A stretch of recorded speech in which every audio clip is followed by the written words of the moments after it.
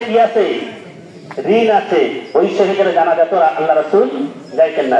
ঋণ খুব মারাত্মক একটা জিনিস, এটা তো শহীদের ব্যাপার। আর যদি স্বাভাবিক কোনো মানুষের কথা শুনতে যায় তার ঋণ আছে, ওটা তো যাইতেনই না রাসূল। ঋণ বিশাল একটা বোঝা, এই ঋণের কারণে আপনি জাহান্নামী হয়ে যাবেন। এই সন্তানের জন্য টাকা পয়সা রেখে ব্যাংক ব্যালেন্স করে এত কিছু রেখে আপনি চলে যাচ্ছেন। এই সন্তান যে আপনার মৃত্যুর উপরে আপনার নামে কিছু সদকা করবে, আপনার নামে কিছু টাকা মসজিদে দিবে, আপনার জন্য মসজিদে একটা ফ্যান কিনে দেবে, এর গ্যারান্টি আপনি দিতে পারবেন? এর কিন্তু গ্যারান্টি আপনি দিতে পারবেন না। এই জন্য আপনি যতটুকুন করবেন আপনার জীবদ্দশায় আপনি করে ফেলেন। আপনি জীবিত থাকতে মাদ্রাসার জন্য একটা লিখিত করে দেন, মাদ্রাসার জন্য কিনে দেন, ঈদগাহ মাঠের প্রাচীরে আপনি অংশগ্রহণ করেন।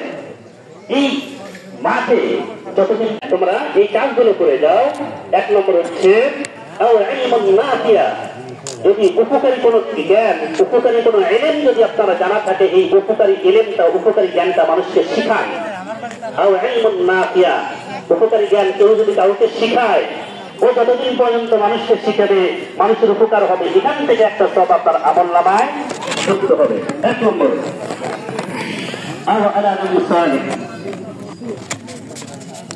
এরপর নেক সন্তান আপনি তৈরি করে যান, আপনার জন্য দোয়া করবে, আপনার আমলনামায় সব পৌঁছতে থাকবে। এরপর সদকায়ে জারিয়া। এই সদকায়ে জারিয়ার ক্ষেত্রে অনেকগুলি কথা, অনেকগুলি বিষয় রয়েছে। যেমন হাসপাতাল আপনি নির্মাণ করলেন, মানুষের জনগণের স্বার্থে আপনি কি করলেন? হাসপাতাল নির্মাণ করলেন। হাসপাতালের 2-4টা বেড কিনে দিলেন। ওই যে বেডগুলোতে রোগীকে শোয়ানো হয়, এই বেডগুলো তৈরি করে দিলেন, এটা আপনার সদকায়ে জারিয়া। রাস্তার পাশে আপনি টিউবওয়েল দিয়ে দিলেন, সদকায়ে জারিয়া। রাস্তায় আপনি বিশাল বড় গাছ গেড়ে দিলেন, যেখানে মানুষ বসে বসে কি করবে? আরাম করবে, সদকায়ে জারিয়া।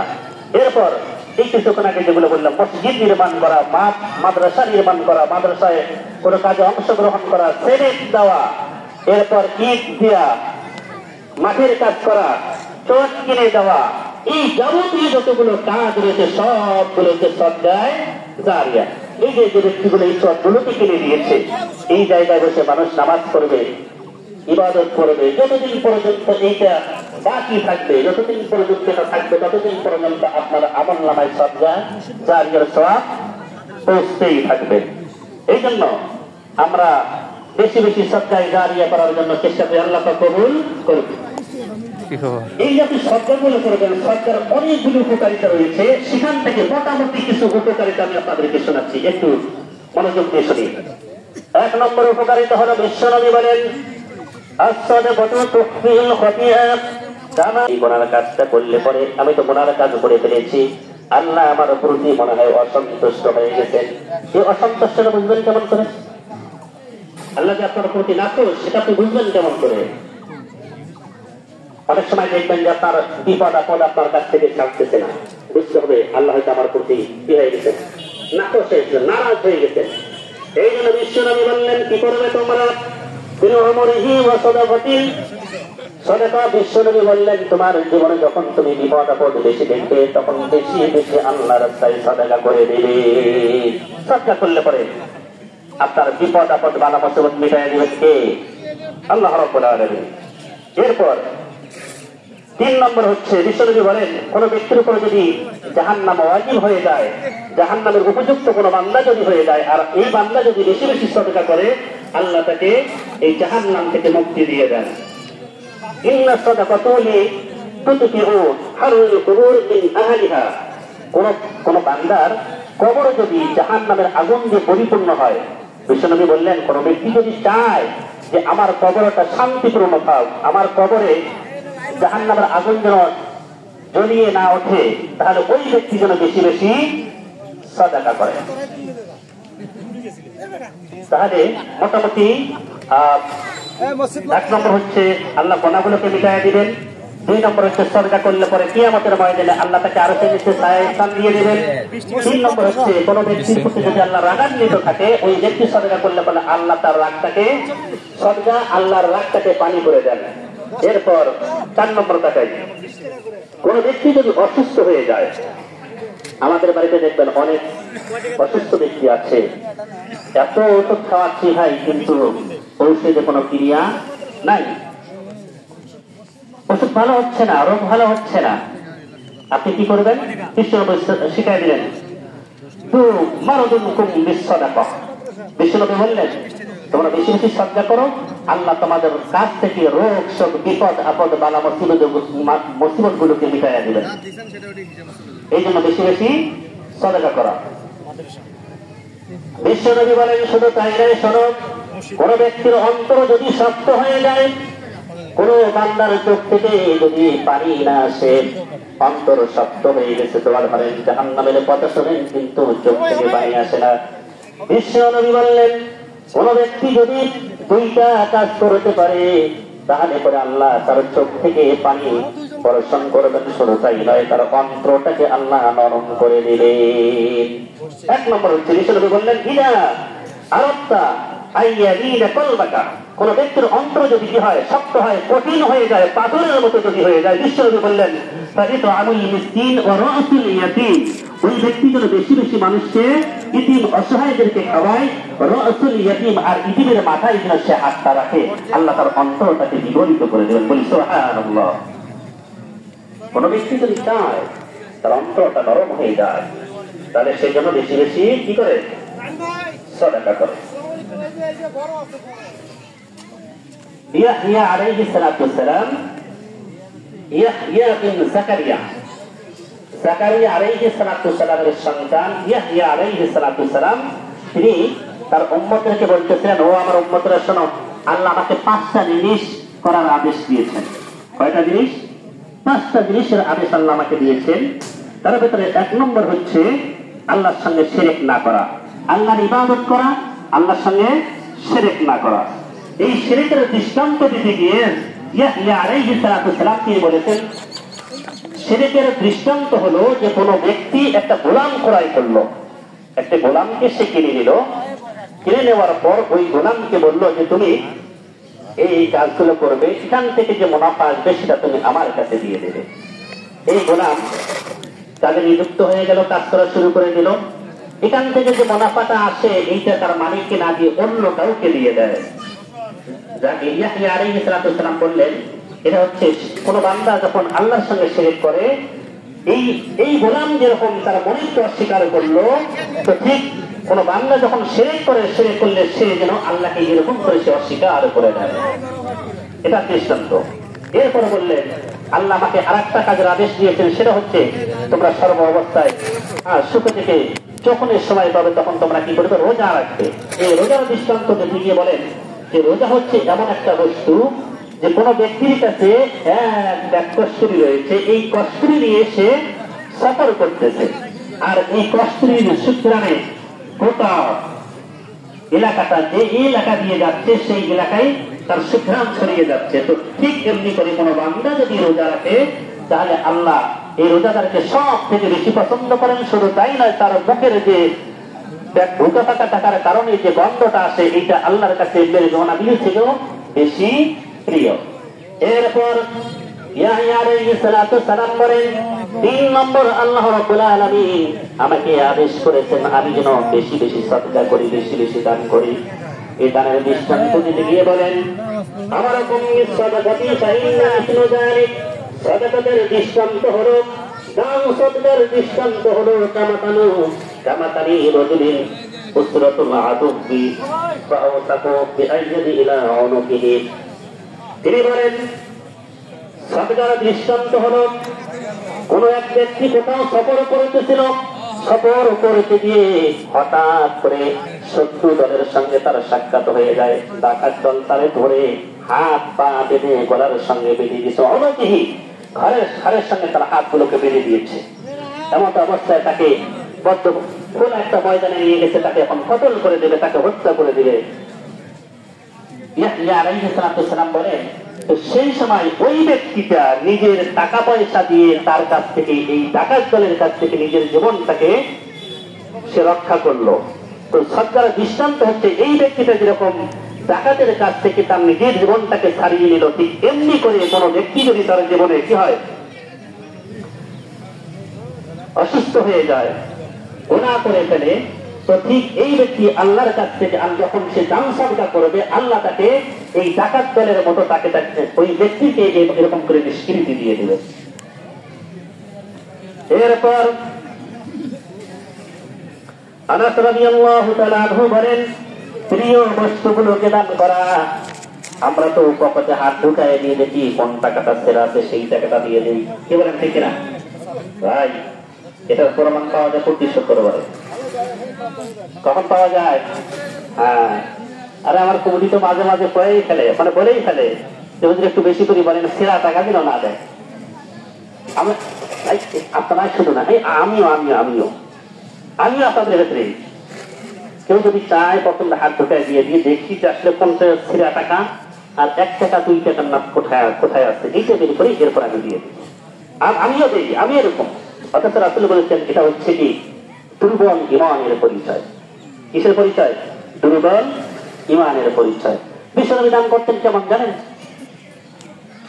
আল্লাহ রাসূল এমন এক মহান ব্যক্তি ছিলেন, ওনার কাছে কোনো ব্যক্তি এসে যদি চাইতেন, কোন ছায় এসে যদি আল্লাহ রাসূলকে বলতেন, আল্লাহ রাসূল আমি অভাবগ্রস্ত, আমাকে কিছু দিয়ে দেন, আল্লাহ রাসূল কখনো মধ্যে হাত ঢুকায় দিয়ে এরকম করে বের করে ওরা দিয়ে দিতেন। হাতের মধ্যে 10 টাকা না 5 টাকা না কত টাকা উঠছে এটা দিয়ে দেখতেন না। সুবহানাল্লাহ। আল্লাহ রাসূল এত দানশীল ছিলেন, যদিও তার ঘরে খাবার থাকতো না, যতটুকু থাকতো এটাই আল্লাহ রাসূল কি করতেন? সদকা করে দিতেন। আল্লাহ রাসূল একটা উটে বসে আছে, এক সাইল এসে, এই যে আমি এটা যেরকম খাড়া দিয়ে আসছি না, ঠিক এমন করে আল্লাহ রাসূলের ঘাড়ের উপরে একটা দামি একটা চাদর ছিল, ওই চাদরটাতে কাজ করা ছিল। তো আল্লাহ রাসূল এটা ঘাড়ে দিয়ে এরকম করে বসে আছেন উটের উপরে, এক সাইল দিয়ে এটা ধরে টান দিয়েছে। টান দেওয়ার কারণে আল্লাহ রাসূলের ঘাড়ে চামড়ায় ঘোষ লেগে গেছে। কোন কোন বর্ণনায় এসেছে আল্লাহ রাসূলের ঘাড়ের চামড়া ছিঁড়ে গেছে। আল্লাহ রাসূল ওখান থেকে নামলেন, নামার পরে বললেন আপনি আমার কাছে কি চান? উনি বললেন যে আমাকে কিছু সদকা করেন, আমি অভাবগ্রস্ত। আল্লাহ রাসূল পকেটে হাত ঢুকিয়ে দিলেন, তারা সদকা করলেন। সুবহানাল্লাহ। আমাদের মতো কোনো ব্যক্তি যদি এরকম হতো, ওখানে আমি বসে আছি, এটা সামনে আমার রক্ত বেরিয়ে আসছে, ওকে সদকা করা তো দূরে থাকে, আগে কান বড় একটা থাপ্পড় বসাই দিতাম। কি বলেন, ঠিক না? আল্লাহ রাসূল দেখেন কত মহব্বত করানো একজন মানুষ ছিলেন, রাগও করলেন না, তার প্রতি কোন ক্ষোভও দেখালেন না, সাথে সাথে তাকে সদকা করে দিলেন। আল্লাহ রাসূল তো তখন রাগ করতেন যখন ইসলাম বিরোধী, কোরআন বিরোধী, শরিয়া বিরোধী কোন কাজ তার সামনে সংঘটিত হতো, তখন আল্লাহ রাসূল কি করতেন? বেশি রাগ করতেন। একটা কথা বলি শুনুন, কোরআন কারীম আছে মান জাআ বিল হাসানা ফালাহু আশরু আমসালিহা। কোন বান্দা যদি একটা ভালো কাজ করে, ওই ভালো কাজটাকে আল্লাহ 10 গুণ বাড়ায় দিয়ে ওই বান্দার আমলনামার ভিতরে লিখে দেন। সুবহানাল্লাহ। তো এই ওয়াজ ইরাক নগরের কথাটা এসেছে, ওয়াজে বিনোদন নামে একটা কিতাব আছে, এই কিতাবের ভিতরে এই ঘটনাটা উনি তুলে ধরেছেন। একজন কাজী ছিলেন, একজন বিচারপতি ছিলেন। এই বিচারপতির একটা মেয়ে ছিল, খুব সুন্দরী। কোন এক ওয়াজে গিয়ে এই সদকার ফজিলত না শুনে বাসায় এসেছে। আসার পর প্রয়োজন সকালবেলা ফকির এসেছে তার বাড়িতে ভিক্ষা করার জন্য। তো বাসায় পিতামাতা কেউ নেই, কিভাবে ভিক্ষা দেবে, তাকে একটু সদকা করবে, পরিস্থিতি নেই। দরজা তালা দেওয়া, যেখান থেকে দিলে সেখানে যাওয়ার মতো কোনো অবস্থায় নেই। তো ওনার এই মহিলার বেনি ছিল, এই বেনির ভিতরে মুক্তার মালা দিয়ে বেনিতে পেঁচানো ছিল। তো এই চুলের বেরিটা নিয়ে ফকিরের সামনে গিয়ে বলতেছে আপনি আমার এখান থেকে এটা খুলে নেন। আবার চিন্তা করতেছে হঠাৎ করে যদি আমার মা এসে দেখে তাহলে আমাকে এটা শেষ করে ফেলবে। তো একটা কেসি নিয়ে গিয়ে ফকিরকে দিয়ে বলতেছে যে আপনি এটা কেটে নেন, তাড়াতাড়ি করে কেটে নিয়ে এখান থেকে ভেঙে যান। তো ফকির কি করছে, ওটা কেটে নিয়ে আমি চলে গেছে। কয়েকটা মুক্তার দানা ছিল ওর ভিতরে, চলে গেছে। তো এইটা এই বিচারপতির একজন আস্থাভাজন একটা লোক ছিল, সে দেখে ফেলেছে। বিচারপতিকে গিয়ে বলতেছে আপনি তো এখানে বিচার করেন, বাড়ির খবর রাখেন। বলছে কেন, কি হয়েছে? কি হয় নাই সেটাই বলেন। আপনার মেয়ের সম্পর্ক তো একটা ফকিরের সঙ্গে, আপনার মেয়ে একটা ফকিরের প্রেমে পড়ে গেছে। শুধু তাই নয়, আজকে তার বেরিটা কেটে তার যে মণিমুক্ত গুলো ছিল ওই বেরিতে এটা সে ওই ফকিরকে নিয়ে গেছে। তাই নাকি? হ্যাঁ, মেয়েটাকে আমার ধরে নিয়ে এসো। মেয়েটাকে ধরে নিয়ে গেছে, নিয়ে যাওয়ার পর পিতা বলতেছে তোমার বেরিতে আমার একটু দেখি, আমি তোমার যে মাথায় বেরিতে ছিল এই বেরিতে আমি একটু দেখি। তো মেয়ে তো দেখাইতে পারতেছে না, কারণ তার তো বেরি নেই, কেটে দিয়েছে।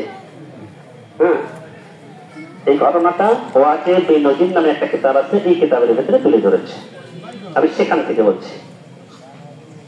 তো এই বেচারা এই মেয়েটা দেখাইতে পারতেছে না, আমার বেরিয়ে তো আমি দেখাবো কেমন করে, পিতাকে দেখাইতেছে না। আবার এদিকে অন্তর থেকে আল্লাহর কাছে দোয়া করতেছে যে আল্লাহ, আমি যদি এই মুহূর্তে আমার বেরিটাকে আমার বেরিটা আমার পিতাকে যদি আমি দেখাইতে না পারি, পিতা আমাকে মেরে শেষ করে দিয়ে দিবে।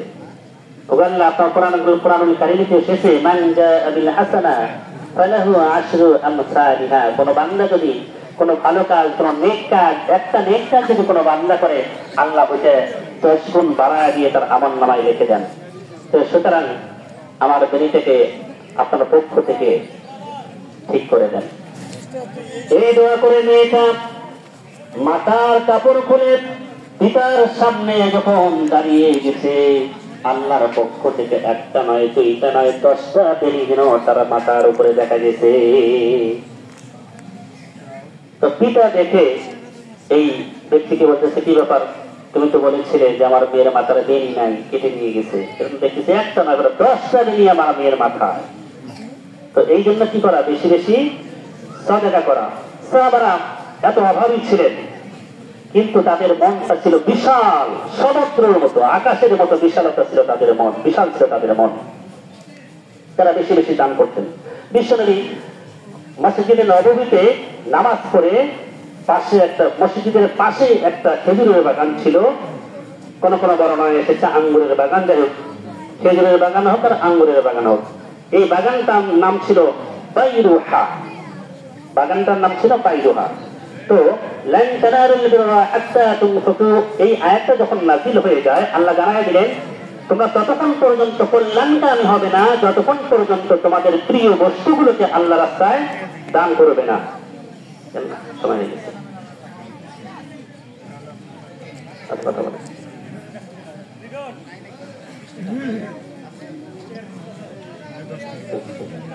এবার কোনো কথা বলবো না, অলরেডি সময় হয়ে গেছে, 58 বেজে গেছে।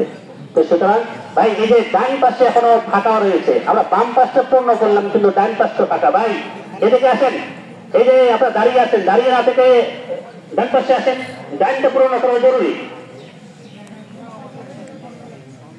আসেন, এদিকে আসেন। আল্লাহ পাক আমাদের সকলকে বেশি বেশি সাদকা করার জন্য তাওফিক যেন দান করেন। সকলে বলি আল্লাহুম্মা আমিন। ভাই জোরে বলি আমিন। এখন শোনেন, আমরা নামাজটা কিভাবে করবো। ঈদের নামাজ আর হলো জানাজা নামাজের মধ্যে সামান্য একটু পার্থক্য আছে। জানাজা নামাজে হাত চুপচাপ রাখতে হয়, তারপর অনেকে আমি তোমার এরকম তোমার তলাতুলি করি, এটা করা যায় না। ভালো করে কান লাগা একটু শুনি আমরা। সেটা হলো আমরা নিয়ত করব, বাংলা নিয়তি করে বলবেন ঈদুল ফিতরের 6 তাকবীরের সহিত ঈদুল ফিতরের ওয়াজিব নামাজ আমি আদায় করতেছি, আল্লাহু আকবার। আপনি এখানে আসছেন, এটা আপনার নিয়ত হয়ে গেছে। আল্লাহু আকবার যদি বলেন, তারপরে নামাজ আপনার হয়ে যাবে। ভাই আমি কি বোঝাতে পেরেছি? এরপরে যদি কেউ মনে করেন আমি আরবি নিয়ত করবো, নিয়ত করবেন নাওয়াইতু আন উসাল্লি লিল্লাহি তাআলা রাকাআতাই সালাতুল ঈদুল ফিতর মা'a 6 তাকবীরাত ওয়াজিবুল্লাহি তাআলা ইকতাদাইতু বিহাযাল ইমাম মুতাওয়াজ্জিহান ইলা জিহাতি কা'বাতিশ শরীফাতি। আল্লাহু আকবার। নিয়ত বাঁধলেন, বাঁধার পরে আমরা সানা পড়ে নেব। সানা পড়ে নেওয়ার পর ইমাম সাহেব অতিরিক্ত 3টা তাকবীর দিবেন। কয়টা তাকবীর?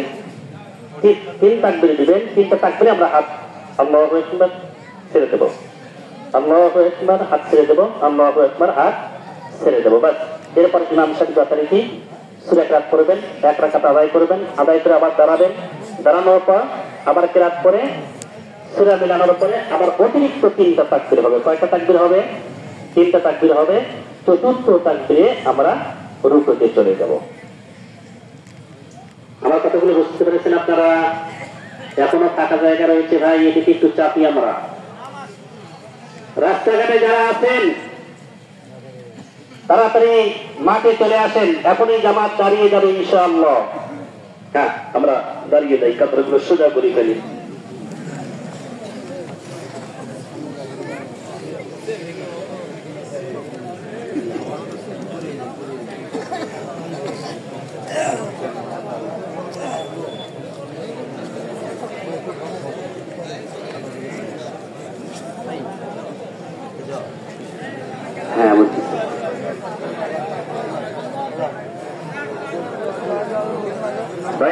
সামনের কাতারগুলো পূরণ করে ফেলি।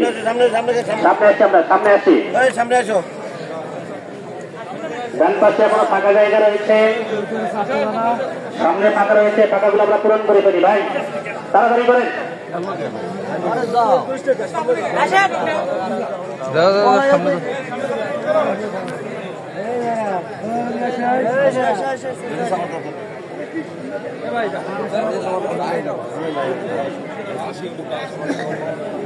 সামনে আসেন, সামনে কাতারগুলো পূরণ করে ফেলেন।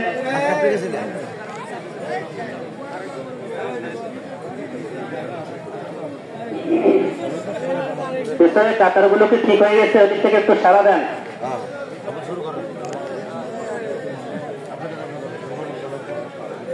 জায়গা অনেক আছে, দেন তো টাইমটা পূরণ হয়ে গেছে কিনা। ক্লিয়ার করেন, ক্লিয়ার করেন।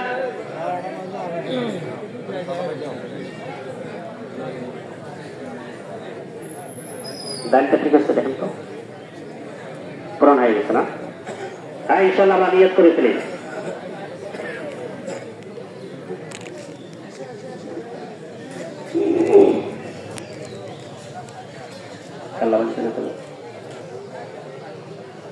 আগে দেবো কি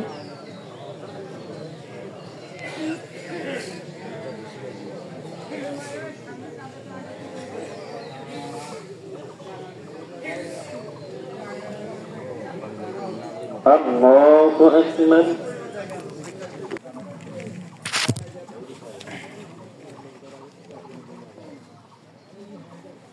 الله أكبر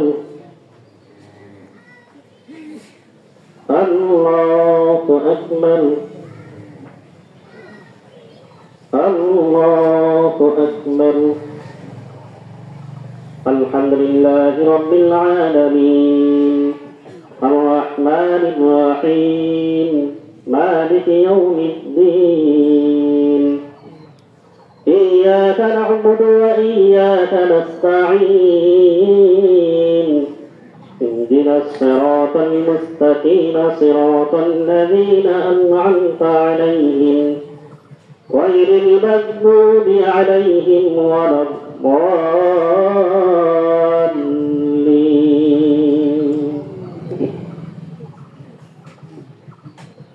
ولقد خلقنا الإنسان من سلالة من طين ثم جعلناه نطفة في قرار مكين ثم خلقنا النطفة علقة فخلقنا العلقة مضغة فخلقنا المضغة عظاما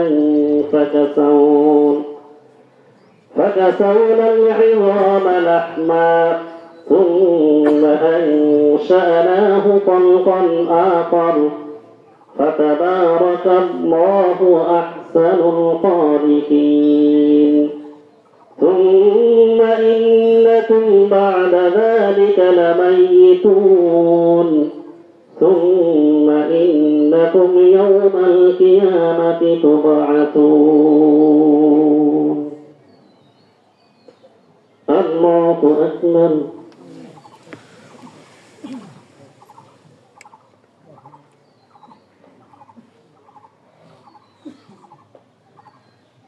سمع الله لمن حمده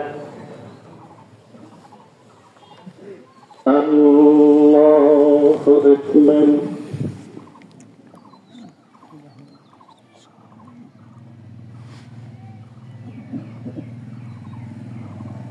الله أكبر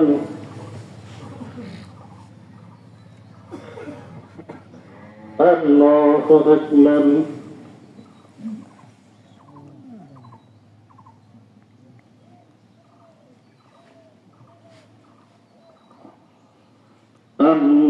الله أكبر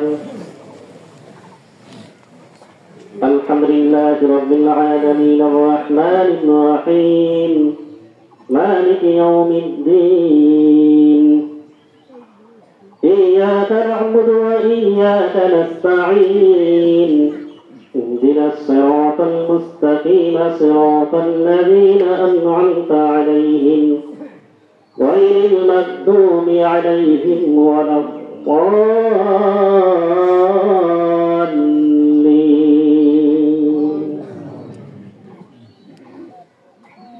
بل الذين كفروا يكذبون فالله أعلم بما يوعون فبشرهم بعذاب أليم إلا الذين آمنوا وعملوا الصالحات لهم أجر غير ممنون الله أكبر الله أكبر الله أكبر الله أكبر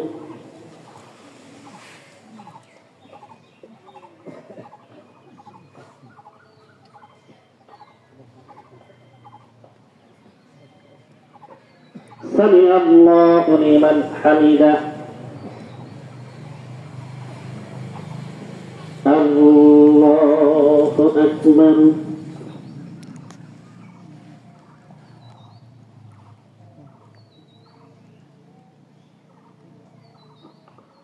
الله أكبر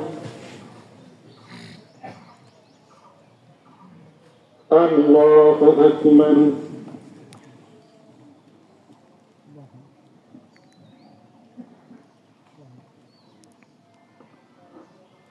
الله أكبر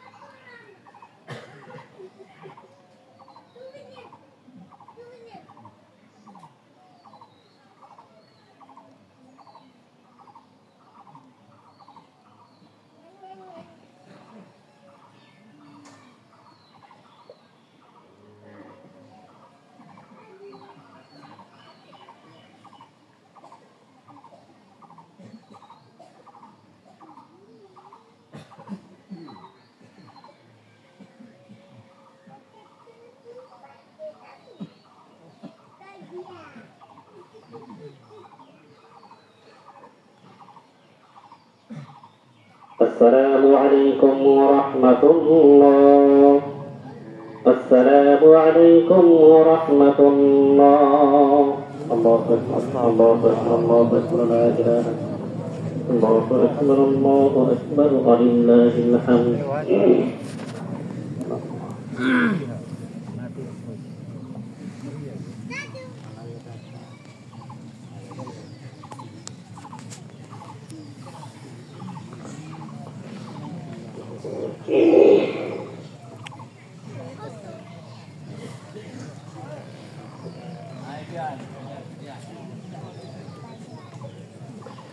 الله أكبر الله أكبر لا إله إلا الله الله أكبر الله أكبر ولله الحمد الله أكبر الله أكبر لا إله إلا الله الله أكبر الله أكبر ولله الحمد الله أكبر الله أكبر لا إله إلا الله الله أكبر الله أكبر ولله الحمد الله أكبر الله أكبر لا الذين آمنوا اتقوا الله اتقوا الله وقولوا قولا سديدا يصلح لكم أعمالكم ويغفر لكم ذنوبكم ولتكملوا العدة ولتكبروا الله على ما هداكم ولعلكم تشكرون آيات وذكر الحكيم أقول قولي هذا أستغفر الله لي ولكم ولسائر المسلمين من كل ذنب فاستغفروه وتوبوا إليه إنه هو التواب الرحيم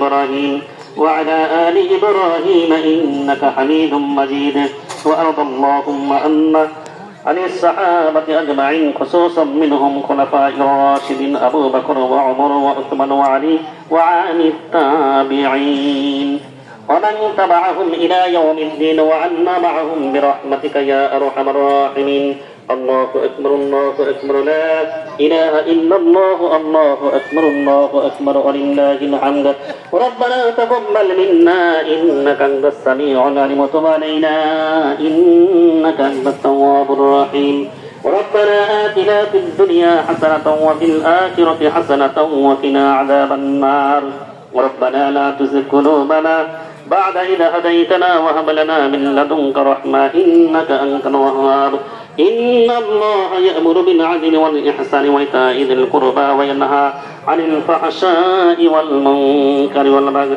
يعظكم لعلكم تذكرون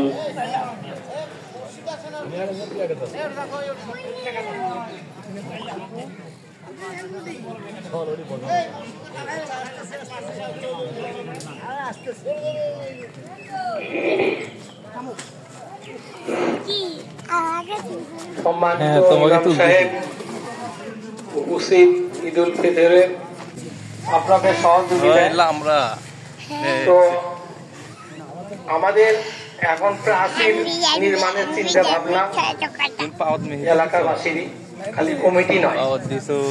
তো আমি ভিতরে দেখলাম 4000 ইটের কমিটমেন্ট অলরেডি হয়ে গেছে। ইট লাগতে পারে 8 থেকে 10,000।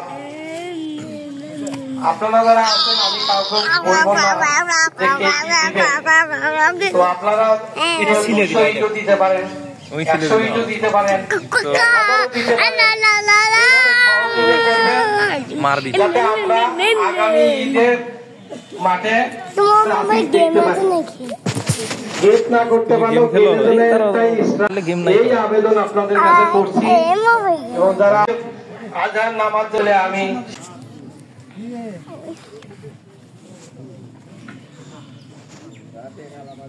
সম্মানিত ভাইরা, ঈদগাহ মাঠ এটা বাউন্ডারি দিতে হয়। মসজিদের হুকুম আর মাঠের হুকুম সেম হুকুম, একই মাসআলা, সামান্য কিছু পার্থক্য আছে। এই জন্য এটাতে ঘেরা দেওয়া খুব জরুরি। এখানে ছাগল বান্ধা যাবে না, গরু বান্ধা যাবে না, তারপরে গোবর নারী দেওয়া যাবে না, এই ধরনের কিছু বাধ্যবাধকতা রয়েছে। মসজিদের হুকুম আর মাঠের হুকুম প্রায় সেম, সামান্য কিছু পার্থক্য আছে। এই জন্য এটা আমরা চাইবো খুব তাড়াতাড়ি হয়ে যায়। আর এর জন্য আমরা যথাসাধ্য চেষ্টা করবো এবং যে যেখান থেকে পারবো সেখান থেকে একটু কারেকশন করে আমরা এটাতে পার্টিসিপেট করবো। ইনশাআল্লাহ করবো তো ভাই? আপনাদের দানগুলোকে কবুল করে বলি আমিন। আমরা একটু দরুদ শরীফ পড়ি। আল্লাহুম্মা সাল্লি আলা মুহাম্মাদ ওয়া আলা আলি মুহাম্মাদিন কামা সাল্লাইতা আলা ইব্রাহিম ওয়া আলা আলি ইব্রাহিম ইন্নাকা হামিদুম মাজিদ। আল্লাহুম্মা বারিক আলা মুহাম্মাদ ওয়া আলা আলি মুহাম্মাদিন কামা বারাকতা আলা এইগুলো পড়ো, দরুদ শরীফ পড়ো। শয়তান কিন্তু ছেড়ে দেওয়া হয়ে গেছে ভাই, শয়তান কিন্তু ছেড়ে দিয়েছে। তো আমরা বেশি করে যুবকদের জন্য দোয়া করবো, যারা সমাজের ভবিষ্যৎ কর্মধার। আল্লাহ এদেরকে যেন শয়তান ওয়াসওয়াসা এবং আমাদেরকে যেন শয়তান আল্লাহুম্মা আমিন।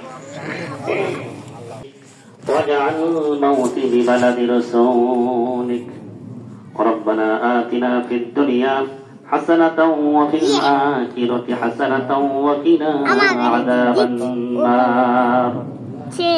আল্লাহ তাআলা রব্বুল আলামিন তাকায়া দেখেন তোমার এই প্রিয় বান্দাগুলো, আল্লাহ যে মানুষগুলোকে এত ভালোবাসা দিয়া এত মহব্বত করে আপনি সৃষ্টি করেছেন রব্বুল আলামিন। তোমার এই প্রিয় বান্দাদেরকে সঙ্গে নিয়ে যারা একটি মাস সিয়াম সাধনার মাধ্যমে আল্লাহ তার নৈকট্য হাসিলের জন্য তারা চেষ্টা করেছে রব্বুল আলামিন, ঈদ উল ফিতরের ময়দানে উপস্থিত হয়েছে। আল্লাহ রাসূল তো বলেছে ঈদ উল ফিতরের ময়দানে কোন ব্যক্তি যখন একত্রিত হয়ে যায়, এখান থেকে আগে মোনাজাত করে যখন এখান থেকে বের হয়, মাঠ থেকে বের হওয়ার পূর্বে তাদের জিন্দেগীর সমস্ত গুনাহগুলোকে মাফ করে দেয়া হয়। আল্লাহ তাআলা বুঝবার আশা নিয়ে আল্লাহ তাআলা ঈদ উল ফিতরের ময়দানে আমরা একত্রিত হয়েছি, সিয়াম সাধনা করেছি। আল্লাহ আমাদের সকলের সিয়াম সাধনাগুলোকে কবুল করে নাও। আল্লাহ তাআলা যতটুকু আমল আমরা করেছি ইয়া হাদিয়াতুকুন ইসলামতুকুন সর্বপ্রথম বিশ্ব নবী সাইয়্যিদুল মুরসালিন খাতিমুল আম্বিয়া মুরুদুলাল আল্লাহ তাআলা মদিনার বুকে সে আছেন বাংলার জমিন হইতে নবীর জন্য হাদিয়া পেশ করিতেছি এই হাদিয়াতুকুন বিশ্ব নবীর কদম মোবারকে পৌঁছে দাও সাহাবায়ে کرام তাবিন খুলাফায়ে রাশিদিন আহলে বাইত আজওয়াজ মুতাহহারা মুতাকদ্দিমিন মুতাআখিরিন শাহাদায়ে کرام সালিহিন সালফে সালিহিন চারিয়ার খুলাফায়ে রাশিদিন 1,24,000 পতন্তরে যত নবী রাসূল দুনিয়া থেকে বিদায় হয়ে গেছে রব্বুল আলামিন আল্লাহ তাআলা তাদের সকলের মোবারক হাদিয়াতুকুন পৌঁছে দাও আল্লাহ তাআলা কাজ করে ঈদুল ফিতরের এই ময়দানে অনেকগুলি ব্যক্তিকে সঙ্গে নিয়ে তোমার কাছে আসতে পেতেছি আল্লাহ এই মানুষগুলোর ভিতরে এমনও ব্যক্তি রয়েছেন আল্লাহ যাদের পিতা মাতা কেউ দুনিয়ায় বেঁচে নাই গো মাবুদ এমনও ব্যক্তি আছেন ছোট্টবেলায় পিতা মাতাকে হারিয়ে ফেলেছে পিতা মাতার বড় ঘটনার কথাও ঠিক মতো বলতে পারে না আল্লাহ অনেকে আছেন কেউ বা মাকে হারিয়ে ফেলেছেন কেউ বা পিতাকে হারিয়ে ফেলেছেন কেউ বা সন্তানকে হারিয়ে ফেলেছেন আল্লাহ তাআলা আপনজনদেরকে হারানোর ব্যথা বুকে নিয়া আল্লাহ ঈদুল ফিতরের ময়দানে তোমার কাছে আমরা একত্রিত হয়েছি আল্লাহ তাআলা আল্লাহ আমাদের পিতা মাতাদের রূহ মুবারক হাদিয়া পৌঁছায়া দিয়া কবরগুলোকে জান্নাত বানায়া দাও আল্লাহ তাআলা এই ময়দানে ঈদগাহের ময়দানে ছোট্টবেলায় পিতার হাত ধরে ধরে কত না এসেছি আল্লাহ নতুন জামা পিতা ঈদের সময় কিনে দিতে গো মাবুদ সেই পিতা তোমার কাছে ধরা পড়ে গেছে আল্লাহ পৃথিবীর বুকে বেঁচে থাকাকালীন যদি তারা কোনো পাপ কার্য করে থাকে পাপ যদি তাদের হয়ে থাকে রব্বুল আলামিন তাদের জিন্দেগীর সমস্ত গুনাহগুলোকে মাফ করে দিয়ে তাদের কবরটাকে জান্নাত বানায়া দাও আল্লাহ তাআলা মায়ের কথা কি বলবো গো রব্বুল আলামিন আল্লাহ সব থেকে ভালোবাসার বস্তু এই পৃথিবীতে যেটা সেইটাই হচ্ছে পিতা মাতা রব্বুল আলামিন আমরা অনেকে মাকে হারিয়ে ফেলেছি বাড়ি থেকে মা বলে ডাকবো কেউ নাই পিতা বলে ডাকার মতো আপনজন তো দুনিয়া থেকে বিদায় হয়ে গেছে আল্লাহ তাআলা একটি সন্তান যদি মায়ের কাছে দোষ করে আর এই সন্তানটিকে যদি বাড়ি থেকে বের করে দেওয়া হয় গভীর রজনীতে এসে সেই সন্তান যদি মায়ের দরজার পাশে দাঁড়িয়ে দাঁড়িয়ে মা মা বলে চিৎকার করে এমন কোন সেবর মা নাই যে সেই সন্তানের জন্য দরজাটা খুলে না দেয় আল্লাহ তাআলা সেই মায়ের যে লক্ষ লক্ষ কোটি কোটি গুণ তোমার মহব্বত আল্লাহ তোমার এই মহব্বতের দিকে তাকায়া আমাদের সকলের দোয়াখানাকে তোমার দরবারে কবুল আর মঞ্জুর করে নাও আল্লাহ জীবন ভরা নাফরমানি করেছি গুনাহ করেছি গুনাহ করতে করতে জীবনটাকে শেষ করে দিয়েছি আল্লাহ আমাদের সকলের জিন্দেগীর গুনাহগুলোকে মাফ করে দিয়া পুত পবিত্র মাসুম সন্তানের মতো কবুল করে নাও আল্লাহ তাআলা রব্বুল আলামিন এই জায়গার ভিতরে তোমার যে বান্দাগুলোকে নিয়ে হাত উত্তোলন করেছি অনেক ব্যবসায়ী ভাই রয়েছেন হালাল ব্যবসা অনুযায়ী হালাল রুজির ব্যবস্থা করে দাও হারাম থেকে হেফাজত করো যারা চাকরি বাকরি করে চাকরির ভিতরে উন্নতি দিয়ে দাও আল্লাহ তাআলা যারা ব্যবসা বাণিজ্য করে ব্যবসার ভিতরে বারাকা দিয়ে দাও যারা ক্ষেত খামারে রয়েছে রব্বুল আলামিন আল্লাহ তাআলা তাদের ক্ষেত খামারে গৃহপালিত পশুর ভিতরে বারাকা দিয়ে দাও রব্বুল আলামিন তাদের অভাব অভিযোগগুলোকে মোচন করে দাও অনেক ভাই দোয়া চেয়েছেন স্ত্রী অসুস্থ কেউ বা অসুস্থ আত্মীয় স্বজন অসুস্থ রয়েছে রব্বুল আলামিন আল্লাহ তাআলা যে ভাইগুলো যে উদ্দেশ্য যে মাকসাদ নিয়ে দোয়া চেয়েছেন আর এই জায়গায় তোমার যে বান্দাগুলো যে উদ্দেশ্য নিয়ে যে নেক মাকসাদ নিয়ে তোমার কাছে আসতে পেতেছে আল্লাহ সুস্থতা দিয়ে দাও তাদের মাকসাদ গুলোকে পূরণ করে দাও আল্লাহ তাআলা যে ছাত্র ভাইগুলো রয়েছে রব্বুল আলামিন তাদের জিহ্ন শক্তি কণ্ঠ মেধা বক্ষ দেশ থেকে ইলমের জন্য কবুল করে নাও আল্লাহ তাদেরকে কাঙ্ক্ষিত সফলতা তাদেরকে দিয়ে দাও রব্বুল আলামিন তাদের কর্মসংস্থান নাই ভালো কর্মসংস্থানের ব্যবস্থা করে দাও আল্লাহ রব্বুল আলামিন যাদের কন্যা সন্তান রয়েছে ভালো পাত্রস্থ করার জন্য কবুল করো আল্লাহ তাআলা শুধু তাই নয় আমাদের 14 খানদানের ভিতর থেকে যারা দুনিয়া থেকে বিদায় নিয়ে অন্ধকার কবরে চলে গেছে রব্বুল আলামিন আয় আল্লাহ তাদের কবরের হাদিয়া পৌঁছায়া দিয়া কবর গুলোকে জান্নাত বানায়া দাও। আয় আল্লাহ তাআলা কাজ করে রব্বুল আলামিন তোমার এই ঘরের জন্য, মাদ্রাসার জন্য, মাঠের জন্য যারা দান সদকা করে আয় আল্লাহ তাআলা এখনো দান করেই যাচ্ছে। কষ্টার্জিত পয়সাগুলো তোমার নবীর ঘরের জন্য, আয় আল্লাহ তোমার ঘরের জন্য, মাঠের জন্য যারা দান করতেছে রব্বুল আলামিন তাদের এই দান সদকা গুলোকে কবুল করে নিয়া কিয়ামতের ময়দানে নাজাতের ওসিলা বানায়া দাও রব্বুল আলামিন। আয় আল্লাহ তাআলা আমার এই ভাইগুলোকে, বিশেষ করে যুবক ভাইদের চরিত্রগুলোকে হেফাজত করো। আয় আল্লাহ এই যুবক ভাইদেরকে দ্বীনের মুজাহিদ, আয় আল্লাহ তাআলা কোরআনের মুজাহিদ হিসেবে তাদেরকে কবুল করে নাও। আয় আল্লাহ তাআলা যে মুরব্বী মানুষগুলো উত্তোলন করেছে রব্বুল আলামিন ইমানের হালতে তাদেরকে সবসময় অবস্থান করার জন্য কবুল করে নাও।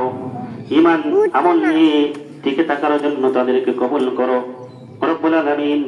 আয় আল্লাহ পরিশেষে তোমার কাছে আরজি হলো, মাহিনায় রমজানে শয়তান তো বন্দী অবস্থায় ছিল, আয় আল্লাহ এখন তো শয়তানকে ছেড়ে দেওয়া হয়ে গেছে রব্বুল আলামিন। আয় আল্লাহ শয়তানের চক্র মক্র থেকে আমাদের সকলকে আয় আল্লাহ আপনি হেফাজত দান করুন রব্বুল আলামিন। যে কথাগুলো আমি বলেছি, যেগুলো আমরা চেয়েছি সেগুলো তো আপনি আমাদেরকে দিবেনই, কিন্তু যেগুলো চাইতে পারিনি, মেধায় আসেনি, ওই না চাওয়া জিনিসগুলো, না বলা জিনিসগুলো, না আয় আল্লাহ তাআলা আমাদের প্রয়োজনে যেগুলো রয়েছে সবগুলো দান করে আয় আল্লাহ আমাদের সকলের খাজানাগুলোকে পূরণ করে দাও রব্বুল আলামিন। আমাদের প্রয়োজনগুলোকে মিটায়া দাও। سبحان ربك رب العزة عما يصفون وسلام على المرسلين والحمد لله رب العالمين. واجعل آخر كلامنا عند الموت لا إله إلا الله محمد رسول الله.